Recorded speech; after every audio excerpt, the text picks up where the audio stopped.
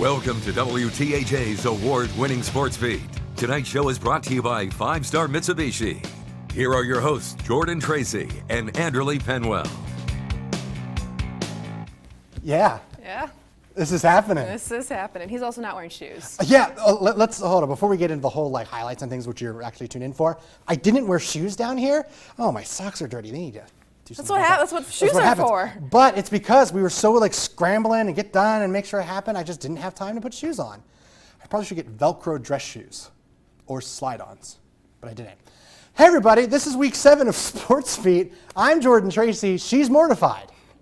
It's whatever. He was living his best life today. He didn't have shoes, and he also spent the afternoon rappelling off the side of a building. That's right. I was rappelling off the side of a building. It was a great adventure for me. And tonight at Cambria Heights, almost got hit with a flagpole in the student section. You've had quite the end of the week. I have had quite the adventure. Okay, so this first matchup is pretty neat here, okay?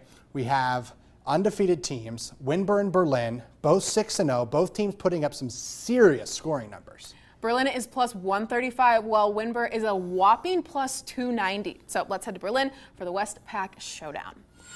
It wasn't too long in the first quarter for Winber to put up those numbers. Right here, it's Aiden Gray who throws it to John Schuster, who brings it into the end zone. Winber up 7-0.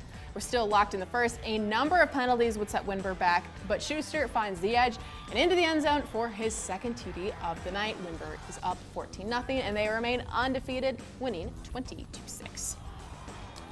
Westmont Hilltop was on the road at Forest Hills this evening. In the second quarter, Westmont leading, and they have the ball. Eli Thomas pitching to Gavin Hockenberry. Hockenberry cutting back across the field, and in for the score he goes. Hilltoppers up 21-6 after the extra point. And to start the second half, Westmont on the kickoff tries the onside kick. The ball goes off the chest of the Forest Hills defender. Westmont diving on it and recovering the ball to start the second half. Later on, Damon Crawley for the Rangers takes the direct snap and finds a huge hole. In for the score he goes. Westmont still leading, and they win 21-19. Altoona was on the road at Chambersburg tonight. The final score of that one coming in, Altoona 28, Chambersburg 14. Big win for the Mountain Lions on the road. Yep.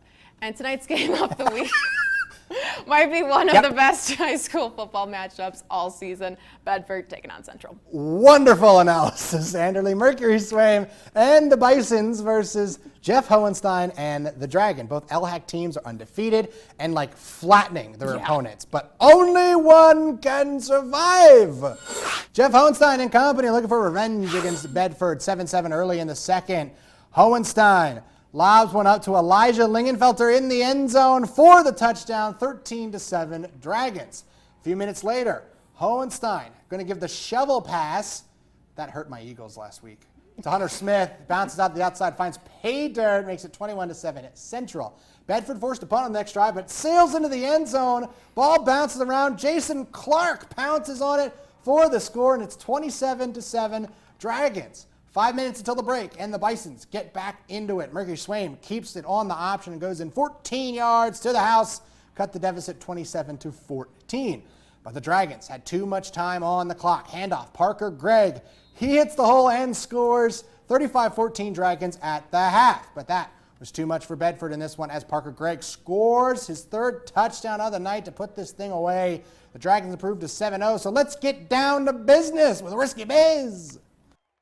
Central exacts revenge. They take down Bedford 41-27. And now quarterback Jeff Hohenstein, you're now the all-time leader in passing yards in program history. How'd you get the offense going so quickly tonight? Yeah, I mean, we just did what we did, and I got a lot of guys I could trust around me, and I just put my faith in them to make plays for me. And how deep is this team offensively? It seems like all 11 guys are just dominating out there on the field. Yeah, I mean, we got a lot of depth, obviously, and, we got a lot of guys that we can put in there and count on, and I think that's a good advantage to us. All right, and then big touchdown boy right here. Take me through that play when that snap on the punt went high. I was just trying to do my job, and then Ethan Eicher did his job. I did my job and got the ball back. That's all there is to it. And what was it like scoring that touchdown? Just helping the team get another point on the board. That's about it. They doing it. Come on, you liked it. Okay. You liked it. Come on. I liked it a little bit. You liked it a little bit. All righty. Defensively, how'd you guys make life miserable on Bedford? They couldn't get anything going all night until that second half. We did our jobs. We trust each other. And we got the job done. That's about it. All righty, Central, you guys are 7-0. How's everyone feeling?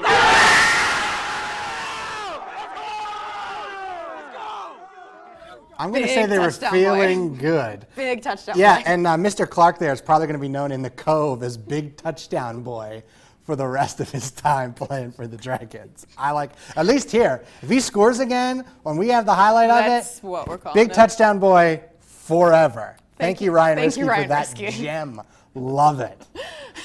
This next matchup is between two of the many teams vying for the top spot in the District 9 Large School Conference. Both Brookville and St. Mary's sitting at 5-1 on the season. Let's get to the action.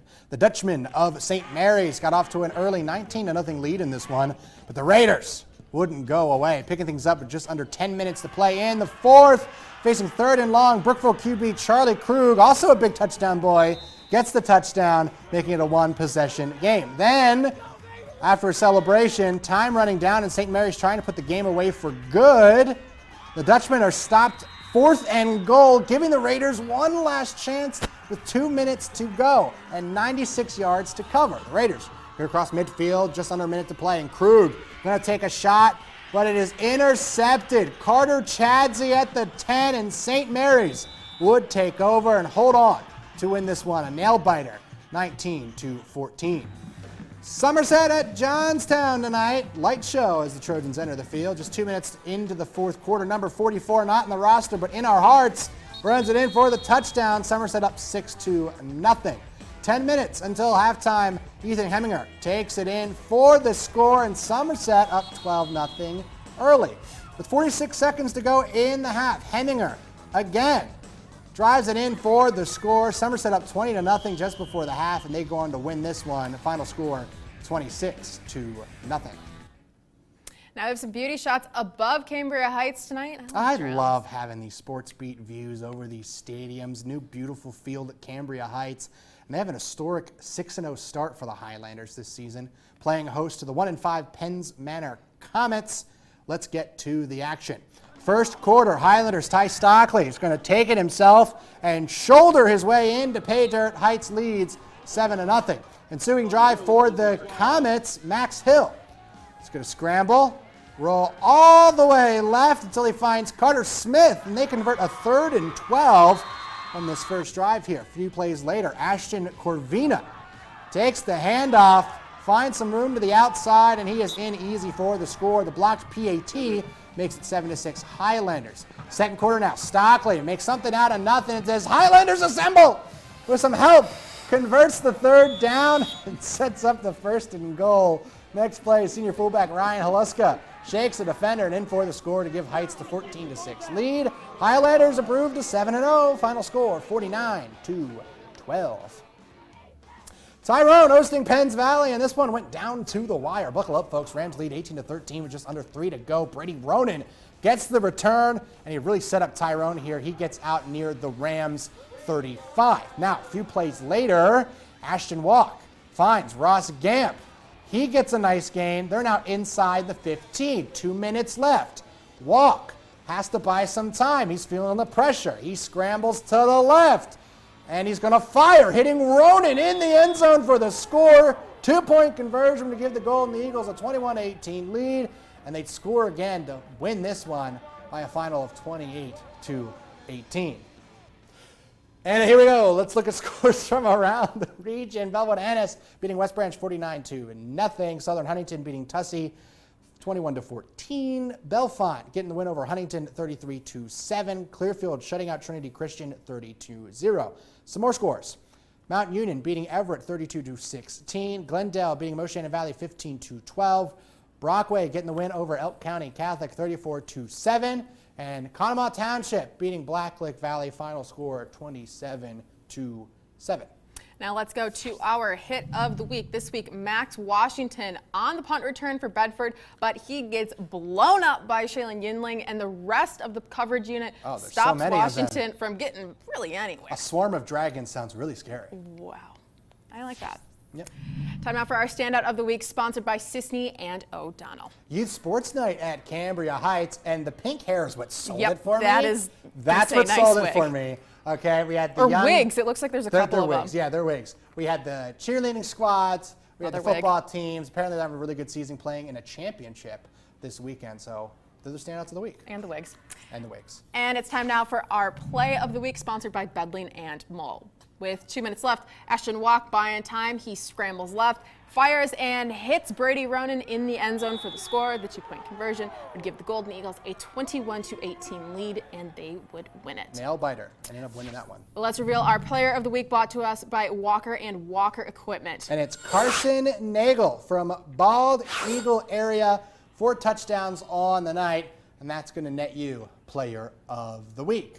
Another eventful week here for Sportsbeat. I'll try to remember shoes next week. Is that probably a good idea? It's like a basic what? function there, but I mean. No one said we that I can't could all be basically perfect. function. No one ever said that. Wow. I mean, Any final words for the same. people, Anderly? I can't really top that. All right. Well, we'll try to basically function next week, Friday at 11:10, right here on WTAJ. Have a great weekend, folks, and go Penn State.